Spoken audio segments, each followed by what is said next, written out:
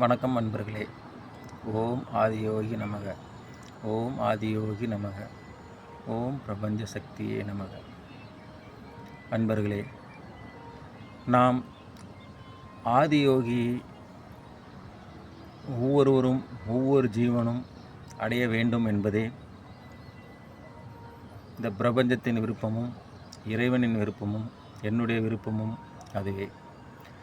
ஏனென்றால் நாம் எதிலிருந்து பிறந்தோமே, எந்த ஆன்மாவிலிருந்து நாம் பிரிந்து வந்தோமே, அத்தகைய ஆன்மாவோடு அந்த தாயோடு திரும்ப நாம் மீண்டும் சேர வேண்டும்.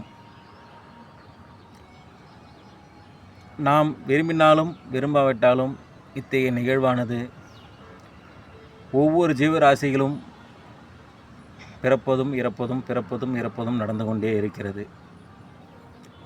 அதிலே நாம் ஏன் இறைவனை வணங்கவும் இறைவனோடு சேரவும்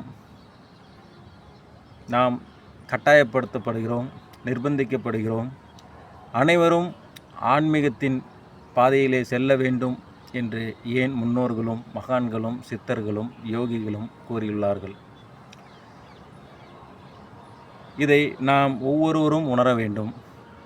காரணம் என்னவென்றால், ஏதோ ஒரு காரணமோ குறிப்போ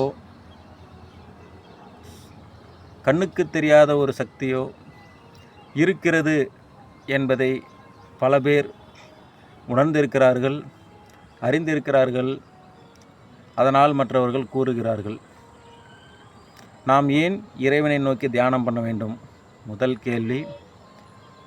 அவ்வாறு இறைவனை நான் தொழாவிட்டால் என்ன நடக்கும்? இரண்டாவது கேள்வி. நான் கட்டாயம் இறைவனை திறந்தோறும் வழிபட வேண்டுமா? மூன்றாவது கேள்வி. இல்லை, நான் இறைவனை வழிபடாவிட்டால் என் நிலைமை என்னாகும்? நான் கீழ்நிலைக்கு சென்று விடுவேனா?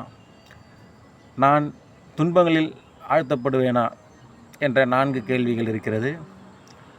மேலும் 5வது கேள்வியானது, இறைநிலையே இறைவனையே வணங்காதவர்கள் நன்றாகத்தான் இருக்கிறார்கள். அவ்வாறு இருக்க என்னை ஏன் நிர்பந்திக்கிறார்கள்? மக்கள் எல்லோரும் இறைவனை அடைய வேண்டும், அனைவரும் ஆன்மீகத்தை தேடி வர வேண்டும், கடவுளை அடைய வேண்டும் என்று ஏன் வற்புறுத்துகிறார்கள்? ஏன் பல முன்னோர்கள் மகான்கள் கூறியிருக்கிறார்கள்?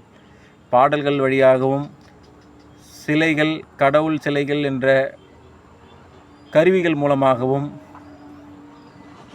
ஒவ்வொருவருக்கும் சில ஆன்மீக பாதைகளை ஒவ்வொரு விதமாக அவரவர் அறிந்த விஷயங்களை கூறி வருகிறார்கள்.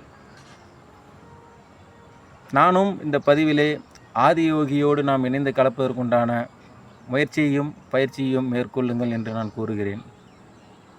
அவ்வாறு இருக்க, ஏன் எல்லோரும் இறைவனை அடைய வேண்டும், இறைவனை நோக்கி பயணம் மேற்கொள்ள வேண்டும் என்று கூறுகிறார்கள் என்பதை இனிவரும் காலங்களில் இனிவரும் பதிவுகளில் விரிவாக நாம் பார்க்கலாம். நன்றி, வணக்கம். தொடர்ந்து பதிவுகளை சப்ஸ்கிரைப் செய்யுங்கள். இந்த பதிவுகளை காணும்போது உங்களுக்கு இந்த பிரபஞ்சத்தின் இயக்கமும் உண்மை நிலையும் உயிர் சக்தியின் ஆற்றலும் நிச்சயம் நீங்கள் உணர்வுபூர்வமாக உணர்வீர்கள்.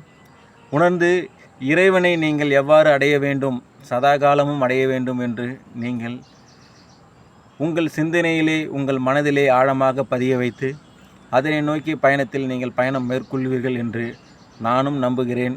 இறைவனின் போக்கில் உங்களையும் நான் நம்புகிறேன். நன்றி, வணக்கம்.